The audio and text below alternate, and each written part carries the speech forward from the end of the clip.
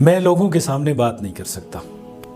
جہاں بھی زیادہ لوگ جمع ہوں جب مجھے بات کرنی پڑتی ہے تو مجھے بہت زیادہ مشکل پیش آتی ہے. احساس کمتری میں مبتلا لوگوں کی سب سے بڑی شکایت یہ ہوتی ہے. تو آج میں 4 ایسے طریقوں پہ بات کروں گا کہ اگر آپ کو اس طرح کی احساس کمتری ہے تو آپ پر اعتماد شخص کی طرح بات کر سکیں گے، محفل میں جا سکیں گے، اور جہاں پہ بھی آپ کو ضرورت پڑے گی بات کرنے کی آپ ہچکچائیں گے نہیں. السلام علیکم، میرا نام محمد زبیر خان ہے. میں ایز اے سائیکالوجسٹ کام کرتا ہوں. جب ہم زندگی میں کامیابی کی طرف بڑھتے ہیں تو کافی ساری مشکلات کا ہمیں سامنا کرنا پڑتا ہے، مگر ایک بہت بڑی مشکل جو بہت سے لوگوں کو پیش آتی ہے وہ ہے احساس کمتری. وہ لوگ احساس کمتری کی وجہ سے آگے کی طرف بڑھنے میں ناکام رہتے ہیں، اور احساس کمتری میں سب سے بڑا جو ان کو مسئلہ پیش آتا ہے وہ یہ آتا ہے کہ وہ لوگوں سے بات نہیں کر سکتے. وہ مؤثر انداز سے اپنی بات سمجھا نہیں سکتے لوگوں کو، اور پھر اس کی وجہ سے یہ ہوتا ہے کہ جو جہاں پہ بھی وہ کام کر رہے ہوتے ہیں وہ اپنا اثر رسوخ وہاں پہ قائم نہیں کر پاتے، اور تو اس وجہ سے ان کو بہت مشکل ہوتی ہے کہ وہ زندگی میں آگے بڑھ سکیں.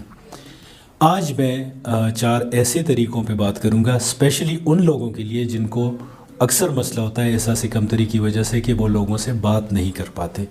ویسے تو احساس کمتری کی کافی ساری وجوہات ہو سکتی ہیں. اکثر جب میں بات کرتا ہوں کلائنٹ سے تو پتہ چلتا ہے کہ ان کے والدین بہت سخت مزاج تھے. تو بعض دفعہ ہمارے والدین سخت مزاج ہوتے ہیں، یا بعض دفعہ انہوں نے جو سٹینڈرڈ رکھے ہوتے ہیں، جو معیار رکھا ہوتا ہے جس کے مطابق ہم نے اپنی زندگی گزارنی ہے، وہ معیار اتنا اونچا ہوتا ہے کہ اکثر لوگ جو ہیں اس معیار پہ پورے نہیں اترتے، اور اس وجہ سے پھر احساس کمتری کا شکار ہو جاتے ہیں. اور میں نے یہ بھی دیکھا ہے کہ بعض لوگ جو کہ انتہائی غریب یا پسماندہ گھرانے سے تعلق رکھتے ہیں ان لوگوں میں بھی احساس کمتری بعض دفعہ پائی جاتی ہے. دوسرا جو ہماری احساس کمتری کی وجہ ہو سکتی ہے وہ اسکول کا ماحول ہوتا ہے کہ وہاں پہ بعض دفعہ بولینگ ہوتی ہے کہ بہت کچھ طاقتور قسم کے کچھ اسٹوڈنٹ آپس میں گروپ بنا لیتے ہیں اور وہ پھر باقی اسٹوڈنٹس کو جو ہے اذیت کا نشانہ بناتے رہتے ہیں. بعض لوگ کہتے ہیں کہ میری اسکول لائف بھی ٹھیک تھی، فیملی لائف بھی ٹھیک تھی، مگر جب میں پریکٹیکل لائف میں داخل ہوا تو اس وقت پھر کچھ ایسے حالات کا سامنا کرنا پڑا جس کی وجہ سے مجھے احساس کمتری ہو گئی ہے. اور عموماً یہ ہوتا ہے کہ وہ سائیکوپیتھس منیجر یعنی جو کہ اذیت پسند ہوتے ہیں، یا نارسسسٹ منیجر جو کہ خود پرست ہوتے ہیں، اور بعض دفعہ میکیویلین منیجرز ہوتے ہیں جو کہ انتہائی کمینے، چالاک اور خود غرض قسم کے منیجر ہوتے ہیں. تو جب کوئی شخص ان کے ساتھ زیادہ عرصہ کام کرتا ہے تو اس کی ذہنی صحت ہے اس پہ انتہائی برے اثرات مرتب ہوتے ہیں، اور وہ لوگ زندگی میں پھر آگے بڑھنے کے لیے ان کو جو خود اعتمادی چاہیے ہوتی ہے اس کی شدید کمی اس میں آ جاتی ہے ان لوگوں میں. پہلا جو ٹاپک میں کور کروں گا آج کی ڈسکشن میں وہ یہ ہے کہ جب آپ کو 1 to 1 بات کرنی پڑے یا تھوڑے سے لوگوں سے جب آپ کو بات کرنی پڑے تو وہاں پہ کون سے طریقے کارگر ہو سکتے ہیں. نمبر 1 وہ ہے باڈی لینگویج. جب آپ کہیں پہ انٹر ہوں کسی محفل میں تو آپ تہیہ کر لیں کہ آپ نے نیچے نہیں دیکھنا، زمین کی طرف نہیں دیکھنا، آپ نے اونچا دیکھنا ہے. اکثر موٹیویٹر آپ کو کہتے ہیں آنکھوں میں آنکھیں ڈال کے بات کریں. ضروری نہیں ہے کہ آپ لوگوں کی آنکھوں میں آنکھیں ڈال کے بات کریں، مگر جب آپ بات کریں تو کم از کم ان کے چہروں کی طرف دیکھیں. تو جہاں پہ بھی آپ جائیں آپ نے زمین کی طرف نہیں دیکھنا، اور جھک کے آپ نے داخل نہیں ہونا. اور اگر آپ کسی محفل میں بھی بیٹھے ہیں تو تب بھی آپ کا چہرہ اوپر کی طرف ہونا چاہیے، آپ لوگوں کے چہروں کی طرف دیکھیں. اس سے لوگوں کو یہ امپریشن ملے گا کہ آپ ایک پر اعتماد شخص ہیں. دوسرا پوائنٹ یہ ہے کہ جب آپ بات کریں تو اپنی بات اس موقع کی مناسبت سے جتنی اونچی آواز میں کرنی چاہیے کریں، مگر اس کی سپیڈ سلو رکھیں. مثلا آپ کسی دکان میں جاتے ہیں اور اسے کہتے ہیں یہ چیز کتنی کی ہے، وہ چیز کتنی کی ہے، وہ کتنی کی دے دو گے.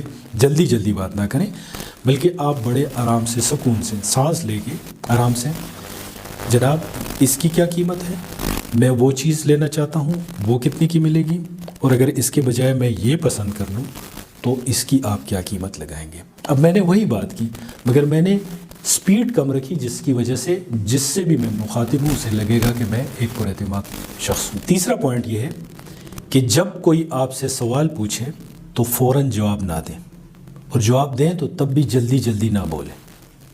سانس لیں، جواب سوچیں اور اس کے بعد جواب دیں.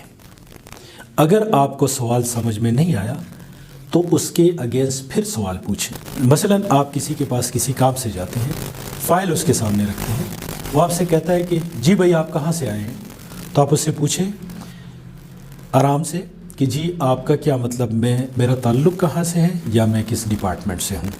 پھر اس کے بعد جب وہ اگلا سوال پوچھے تو آپ آرام سے کہیے کہ میرا نام یہ ہے، میں فلاں ڈپارٹمنٹ میں فلاں پوسٹ پہ کام کرتا ہوں. اگلا سوال پوچھیں، سانس لیں اور آہستہ سے جواب دیں۔ تو جب بھی آپ جواب دیں فوراً نہ دیں، جلدی جلدی بات نہ کریں۔ چوتھا پوائنٹ یہ ہے، کسی جگہ پہ جہاں پہ آپ کو زیادہ جملے بولنے پڑیں تو ہر جملے کے درمیان گیپ دے کے بات کریں۔ ایک تو بات جلدی نہ شروع کریں، ایک سنٹنس بولیں، رک جائیں، اس کے بعد دوسرا سنٹنس بولیں، اس کے بعد تیسرا سنٹنس بولیں آرام سے۔ آپ نے دیکھا ہوگا جن لوگوں کو یہ آرٹ آتا ہے بولنے کا، لوگوں کے سامنے بات کرنے کا، تو وہ آہستہ آہستہ سنٹنسز کے درمیان گیپ دے کے بات کرتے ہیں۔ تو جو بھی آپ نے بات کرنی، ہر سنٹنس کے درمیان گیپ دے کے بات کریں۔ جیسے کہ آپ کچھ لوگ کسی ٹاپک پہ بات کر رہے ہوتے ہیں، تو آپ کو اگر وہاں پہ آپ بات کرنا چاہتے ہیں تو آپ ان سے کہیں کہ اگر اجازت ہے تو میں بھی کچھ اپنی رائے کا اظہار کروں، رک کے پھر کہیں کہ میرا خیال ہے کہ یہ جو بات کر رہے ہیں اس کے یہ 3 اجزاء ہیں۔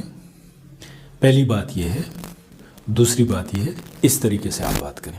تو ایک تو جب آپ اس طریقے سے بات کریں گے تو آپ خود بھی پرسکون ہوں گے، آپ کو جلدی نہیں ہوگی، آپ پہ کوئی ہیبت طاری نہیں ہوگی، آپ آرام آرام سے بات کریں گے۔ اور اس طریقے سے جب آپ بات شروع کریں گے تو یہ آپ کو ایک بائے فیڈ بیک ملے گا اور آپ کا اپنے اوپر اعتماد بحال ہو جائے گا۔